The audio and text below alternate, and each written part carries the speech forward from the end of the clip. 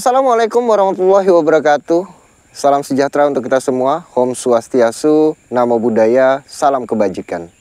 Masih bersama saya Adi Sulaksono SPD, penyuluh pertanian lapangan Desa Konoha tentunya. Dan pada hari ini atau kesempatan kali ini saya mengajak kalian kembali melihat-lihat tanaman tomat dan tanaman melon. Sebelumnya saya akan membahas tentang apa sih itu hortikultura, karena tomat dan melon adalah tergolong pada tanaman hortikultura. Hortikultura sendiri berasal dari bahasa Latin, yakni hortus dan kultur, yang biasa diartikan budidaya tanaman kebun atau tanaman kebun yang dibudidayakan. Hampir semua tanaman sayur dan buah masuk dalam klan hortikultura atau ordo hortikultura, kecuali yang tidak tercatat. Mengapa tanaman sayur hampir seluruhnya dan tanaman buah itu masuk dalam ordo hortikultura ini? Karena salah satunya adalah bentuk perlakuannya. Nah, salah satu bentuk perlakuan yang hampir sama pada tanaman hortikultura ini adalah membuang atau menyeleksi daun yang tua. Nah, seperti ini.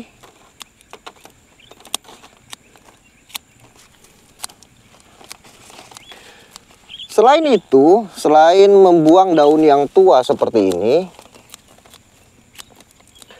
daun tua ini dianggap lagi sudah tidak produktif karena sudah cukup membantu pertumbuhannya atau membantu pertumbuhan dari tanaman ini di awal.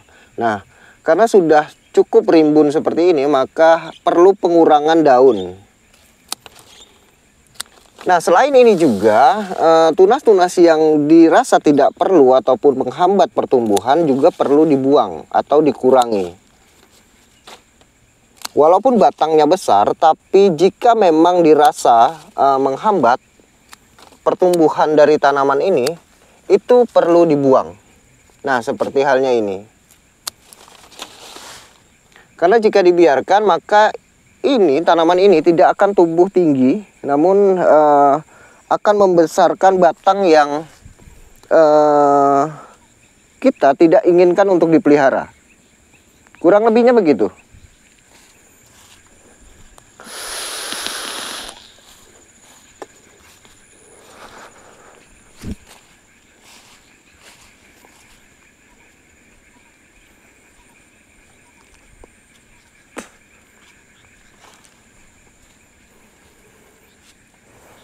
Ini tanaman melon Bommer F1 yang saat ini usianya sudah 41 hari.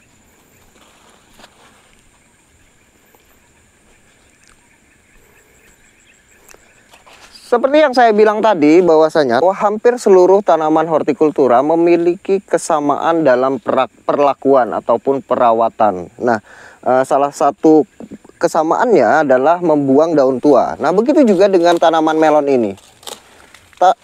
Daun yang dianggap sudah tua itu kita buang atau kita seleksi agar tidak mengganggu pertumbuhan dan atau malah menjadi sarang hama. Lalu kemudian yang kedua adalah tunas-tunas yang dianggap tidak perlu. Nah, biasanya ini adalah tunas air ataupun cabang yang tidak lagi produktif. Walaupun kondisinya dalam keadaan besar, itu tetap saja harus kita seleksi. Nah, mungkin jika penjelasan saya kurang jelas tentang apa sih tujuan dari membuang daun dan membuang tunas yang dianggap tidak produktif ini, mungkin kalian bisa mencari referensi lain. Namun saya pastikan bahwa kegiatan ini ataupun perlakuan ini sudah baku.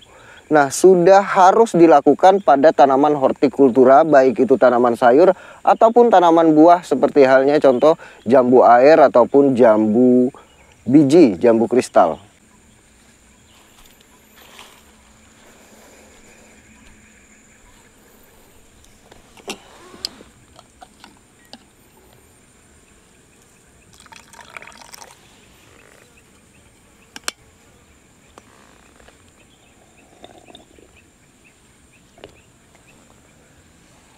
Dari tanaman hortikultura ini kita diajarkan bahwasanya yang tua itu perlu dieliminasi dan diistirahatkan.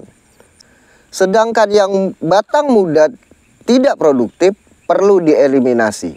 Saya ingatkan sekali lagi, dari tanaman hortikultura ini kita diajarkan bahwasanya yang tua itu perlu diistirahatkan dan dieliminasi.